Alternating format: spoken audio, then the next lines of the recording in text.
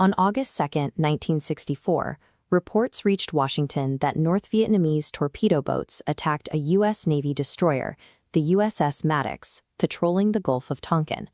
Officials in Washington presented the attack as fact, prompting Congress to pass the Gulf of Tonkin Resolution. This gave President Lyndon Johnson broad authority to conduct military operations against North Vietnam. However, weather conditions were poor and radar data was inconclusive.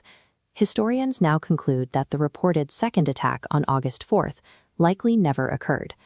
U.S. Secretary of Defense Robert McNamara withheld information about American support for South Vietnamese raids on the North and failed to provide Congress with evidence that questioned the validity of the second attack. This resolution enabled a massive military buildup, beginning with the arrival of the first U.S. Marine contingent in 1965. Within 3 years, over 500,000 American troops were on the ground, a scale of commitment that requires looking beyond a single naval incident to explain. Following World War II, American foreign policy was driven by the fear of an expanding communist threat. This anxiety intensified after the Soviet Union consolidated control in Eastern Europe and China became a communist state in 1949. This concern was formalized in the Domino Theory. The belief was that if one country fell to communism, its neighbors would inevitably follow, much like a row of dominoes tipping over. Washington applied this logic to Southeast Asia, fearing that a communist victory in Vietnam would trigger the collapse of neighboring governments across the continent. In this geopolitical framework, South Vietnam was viewed as a vital barrier, necessary to prevent the ideological alignment of all of Asia with the Soviet Union and China.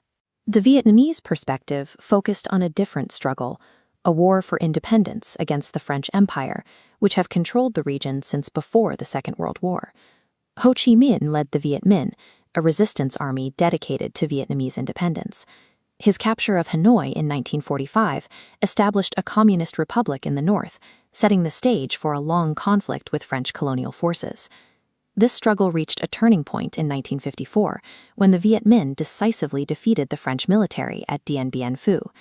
The subsequent Treaty of Geneva ended French rule and called for a temporary division of the country until national elections could be held to unify the nation. Those elections were never held.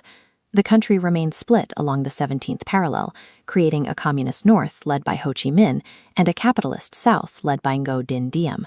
American leadership viewed this map as a front line in the Cold War. For many Vietnamese, the border was an artificial obstacle in a civil war to reunite a country that had been divided by foreign powers. To maintain a capitalist government in the region, the United States sent money, supplies, and military advisors to support the government of Ngo Dinh Diem. Diem's administration faced immediate internal resistance. He was a corrupt leader who refused land reform for peasants and oversaw the brutal treatment of the country's Buddhist majority. This internal oppression led to widespread rebellion. Visceral protests, including the self-immolation of Buddhist monks, signaled the total collapse of public support for the Southern regime. These conditions pushed the Southern peasantry toward the communist cause, leading to the rise of the National Liberation Front, a guerrilla force dedicated to overthrowing the Diem government and unifying the country. President Kennedy increased the number of military advisors to 16,000 in 1963, but this intervention failed to stabilize the regime. Diem was eventually overthrown and executed. By 1964, South Vietnam lacked a strong capitalist government. The strategy of using military advisors had reached its limit, leaving the regional barrier the U.S. had tried to build in a state of collapse. Returning to 1964, the instability in the South created a sense of urgency in Washington. With the proxy government failing, U.S. leaders sought a more direct method of intervention. The Gulf of Tonkin incident provided the necessary justification to shift the mission from advisory support to direct combat, attempting to salvage a political objective that was already unraveling. The escalation involved over 500,000 troops and an annual cost of $77 billion. As the U.S. found itself unable to defeat the Viet Cong, the conflict sparked growing opposition at home, creating a deep domestic divide over the legitimacy of the war. The U.S. involvement in Vietnam demonstrates the risks of prioritizing abstract ideological goals over the local realities of the people on the ground. When policy is blinded by theory, the cost is often measured in decades of conflict.